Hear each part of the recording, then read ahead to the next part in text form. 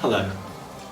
In the last video I talked about what is strategy, and in that we saw there were different views amongst academics and practitioners about what strategy was. But within that there were also strong agreements. One of these was that strategy is about competitive advantage, about how the firm is distinctive compared to others, how it creates a unique value to its customers, and within that makes a specific set of choices on which it focuses to gain that advantage. In this video I want to dig deeper into where does competitive advantage come from for a firm. Now, a competitive advantage is only meaningful if customers perceive a consistent difference that impacts their buying behaviour. The firm is offering something that the customer wants and they choose it because of that difference.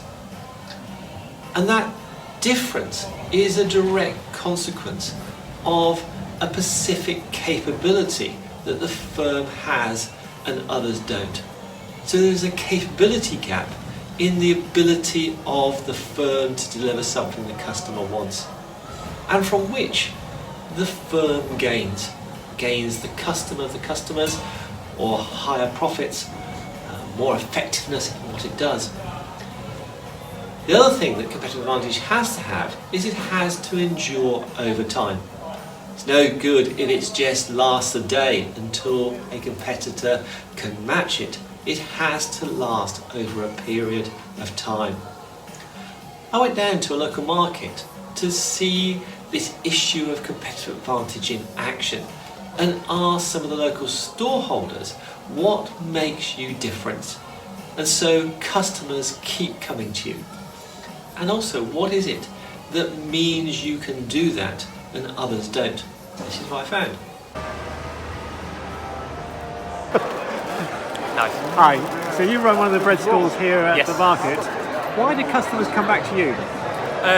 Fresh bread. We've been open the whole time during the COVID lockdown because there's food, and by the Sainsbury's we get a lot of free flow traffic from Sainsbury's through to Bath City Centre, and to be honest the bread's really nice. Okay, what allows you to make very good bread?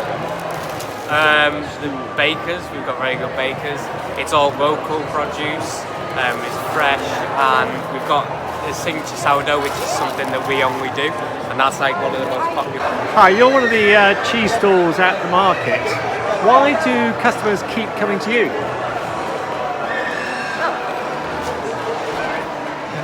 I don't know. Well, I would like to think that it's consistent. We're here every week, so people know they can find us here.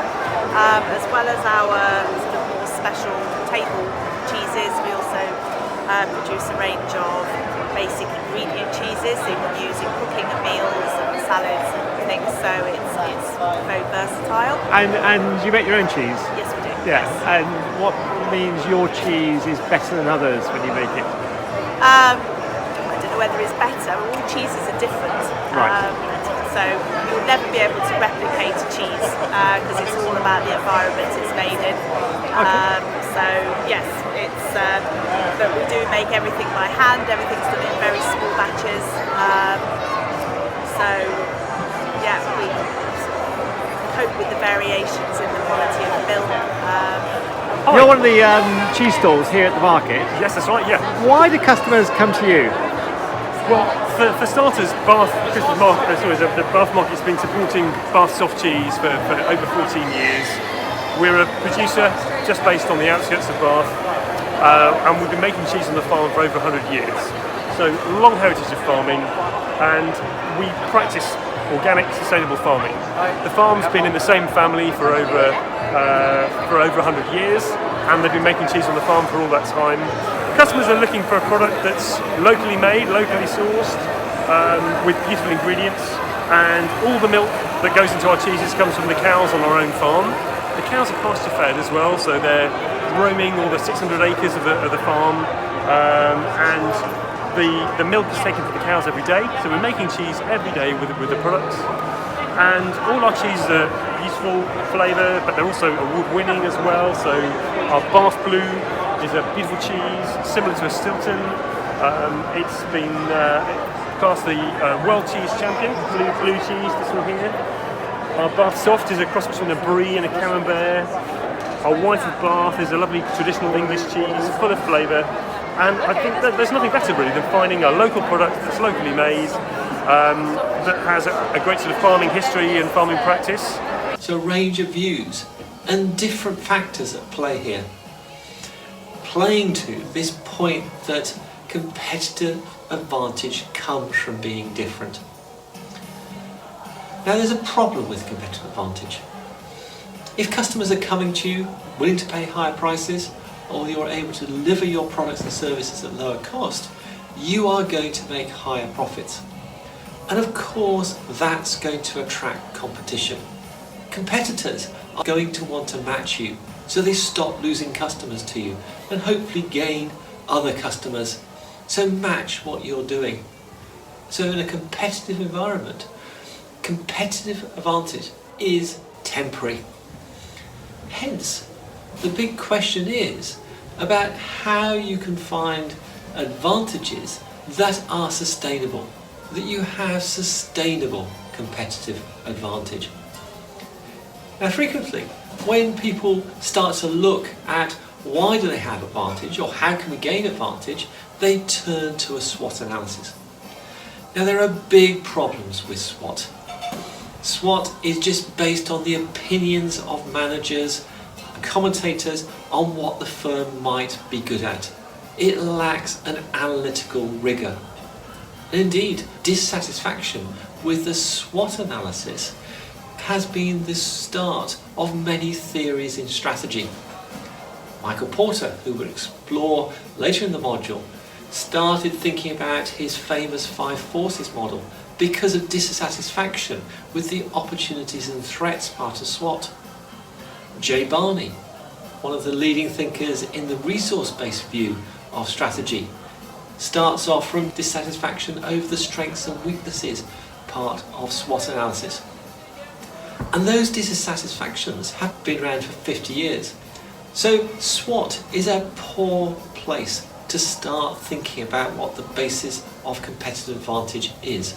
And I'd strongly advise you not to use that model when thinking about strategy. Sometimes SWOT is okay to facilitate a debate, but don't use it as an analytical tool. So if SWOT doesn't give us the answer, what does the theory say about what factors actually give us that capability gap that would lead to competitive advantage? Well, historically, there are a number of factors that are identified. Things like cost and quality gaps. I've heard of generic strategies of cost leadership and differentiation. Or scale and scope economies. Vertical integration so you can control your supply chain. Process or operational efficiency. You do things far more effectively than others. Perhaps you've heard of first mover advantage, or organisations having deep financial pockets so they can outspend the competition. The problem is, with all of these, today's hyper-competitive, highly complex markets mean that any of the advantages gained from these traditional sources are rapidly negated, or the nature of the evolving environment in which you operate mean that these factors are becoming less potent. Let's just look at a couple of them. We think about economies of scale. Well, I hope you know that the theory here is that as you increase the volume that you produce of a product or service, then the unit cost of production falls to an optimal point beyond which you start to see diseconomies of scale. Now, central to the gains that are made through scale is what's called the experience curve. The theory here is that as experience grows, as you cumulatively produce more and more of a product, you get better and better at doing it, both in terms of the way you organise the organisation, in the skills that are developed. And as a result, the cost of producing a single unit falls over time. And you can, for different industries, different companies, plot out their experience curves. And there are various degrees of slope that you'll see. For highly manual intensive industries, you see a steeper curve because of both the division of labour effect, but also due to the learning that is gained by individuals consistently working on a particular activity or process. For more mechanised, more automated industries, the curve is far less. As a result of the experience curve, if you're the market leader, you will have a unit cost of production which is further down the experience curve than someone who has a lower market share in your industry. And therefore you'll have a cost advantage over that other player. Well, the problem with this, as we've seen digital technology reduce the cost of automation and become more flexible, and also as product life cycles have shortened, both the slope of the experience curve has become even shallower, and you no longer have the time to go down the experience curve before another product change is brought in, or a slight change in service or the process. So as a result of this, the ability to gain advantage from economies of scale has diminished substantially. It is no longer a sustainable source of competitive advantage. We could also talk about operational efficiency. Michael Porter in the 1990s was particularly critical of the way that strategy had been replaced by a focus on to being more operationally effective. He says that operational effectiveness is not strategy. It is very necessary that you are at the level of efficiency as the best in the market, but it is not going to act as a source of differentiation. This is because best practice is easily discovered and with the help of outsourcing or consultants or benchmarking, easily imitated. As a result, with firms focusing increasingly on operational effectiveness, they become increasingly similar, with the only difference being in terms of the price they charge to the customers, not a route to long-term advantage. This demonstrates what's going on here.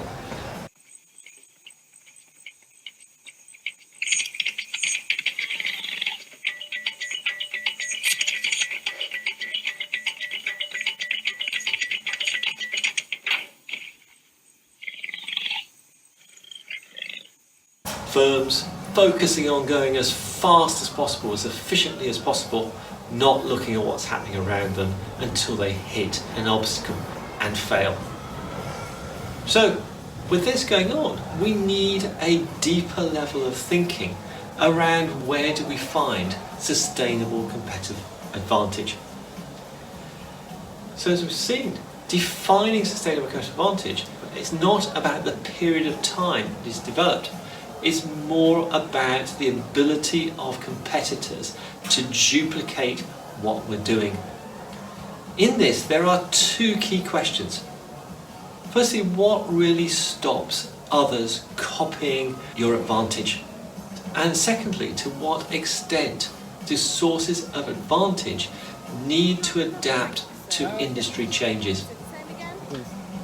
And taking the first of these, in terms of what stops others copying your advantages, you find there are different views among strategy theorists of what is the basic building block of capability gaps.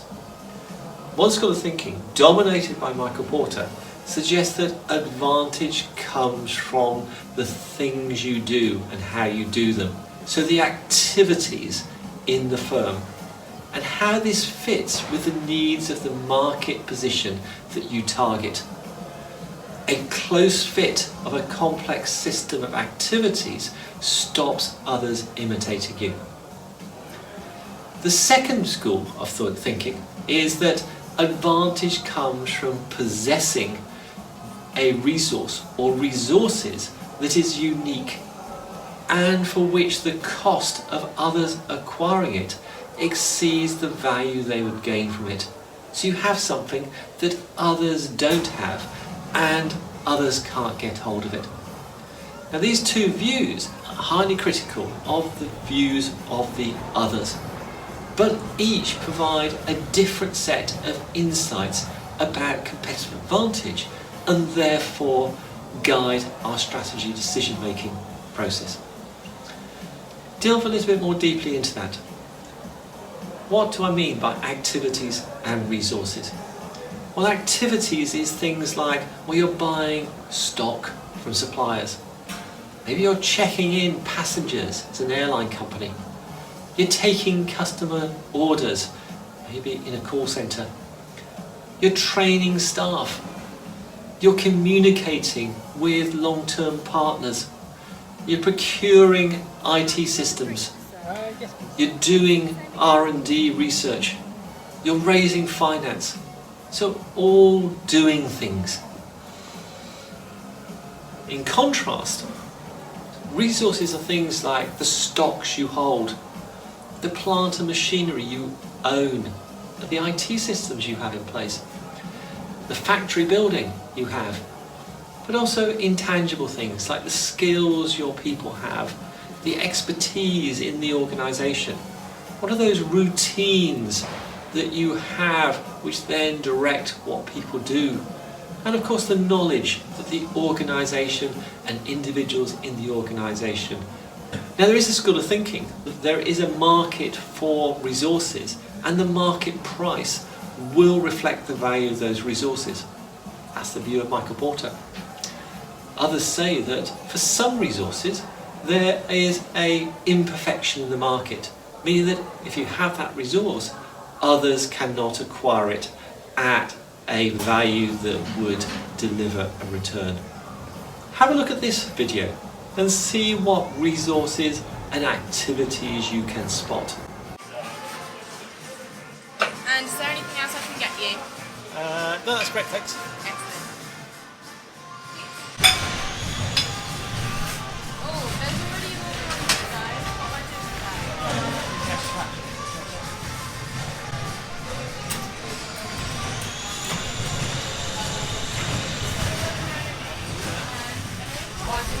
£13 for you, sir.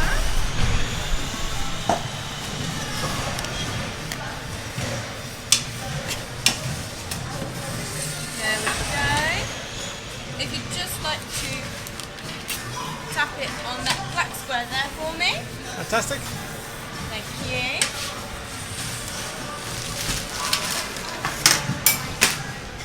And that will all be brought to you. Thank you, it's great. Thank you so much. How are you doing? You've been shorn, I see. Pardon? You've been shorn, I see. I have. It was either that or sweat so why not, eh? Why not? How have you been, alright? Oh, not too bad. So, let me ask you a couple of questions. Go for it. So, why do people keep coming to this pizza place? Jake, why do you think people keep coming to this pizza place? Good pizzas. Good pizzas. Hopefully good pizzas. Best pizzas in Bath. Good vibes. I think we have some good deals. I think it is a little bit expensive, but the good deals on certain days help students come in. I think the inside restaurant kind of helps for kind of people who go there for a bit of the older generation. I think we just have lots of circumstances. Also the placement. Placement, yeah, It takes absolutely. every single person to get into town mostly comes this way. They see us, they try, and then they come back. Fantastic. And what lets you make good pizzas? Yeah, practice, good chefs. Research. Yeah. The Plenty of other things. Your little pizza book that you learn. Plenty of pizza. A valuable resource. 4 years of doing it. Thank you very much. So for activities, you can see the staff taking orders and payment in a socially separated manner. You can see them packing and cutting pizzas, pouring beer, making pizzas and cooking them in the oven. And he talks about doing research. For resources, they talk about the fantastic location the pizza place is in, the attached restaurant, the skills and know-how of the staff, this magic recipe book that contains all these pizzas in it, the pizza oven behind the guys, the tables and chairs and the signage. These are all the resources that the firm possesses. So, a debate about what stops others copying your advantage and what is the fundamental building block of that advantage. The second key question is about what extent do sources of advantage need to adapt to industry change. Now there's views amongst some that suggest that once you have a unique resource that others don't have, or a system of activities that all fit together, then that is less impacted by changes in your industry environment. Customers are still going to match what customers want, and they'll keep coming to you. Other theorists believe that the change in an industry means you have to constantly think about replacing the source of your competitive advantage. The answers to these two questions by different theorists mean we can group those theories into 4 different types according to their views about whether the basic building block is strategy, is activities, or if it's resource, and to the extent to which that advantage given is constant or needs to change in a more dynamic way. So focusing on activities being the basis of competitive advantage, and that advantage being sustained, you have the work of Michael Porter, all about that advantage comes from a complex system of activities aligned to meet market needs. In contrast, the resource-based view of people like Jay Barney talk about you have unique resources that are not easily obtained by others, and that because they cannot obtain them, competitors have given up trying to match what you have. In a more dynamic way, moving down to the bottom half of this grid, on the right hand side, the work of Blue Ocean strategy around changing the activities or the themes of activities that the firm has to create new market space where competitors do not exist. And then on the bottom left hand side, the dynamic capabilities view of competitive advantage, where competitive advantage comes from constantly being able to create new resources that give you temporary competitive advantage. So as what the advantage for one resource or set of resources is being imitated by others, the firm is moving on to a new source of advantage. So 4 different views of where competitive advantage comes from, based on quite fundamentally different assumptions about firms and the environment in which they operate in. As we saw in the last video, having different views is not a problem. We don't need to try and think about how to synthesize them together. We can see them as a set of tools. And we can use the resource-based view to do an analysis, take the insight that gains. We can use Porter's view of activity systems and gain a view from that. Get the insight, feed that into our decision process. Same with dynamic capabilities and with Blue Ocean. In doing that, we are looking to each to provide different insights. So we do not try to synthesize them together.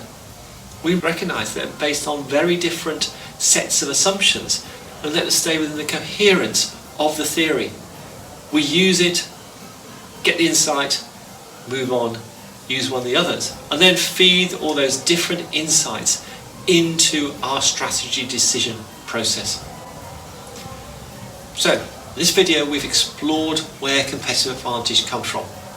We've noted that traditional sources of advantage, like economies of scale, operational efficiency, generic strategies, are losing their potency in today's competitive environment, meaning we need to look deeper at those sources of advantage. There are different schools of thinking out there about where competitive advantage comes from, and they're based on fundamentally different sets of assumptions around, does advantage originate from the activities the firm does or from the resources it possesses, and to what extent do sources of advantage need to shift as an industry changes.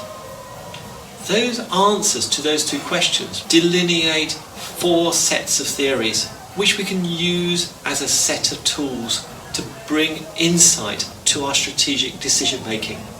But to do that effectively, we need to keep them separate and use them as separate tools. Only synthesize the insight they provide in your strategic decision making process. Thank you for listening. Right, now I better eat that pizza.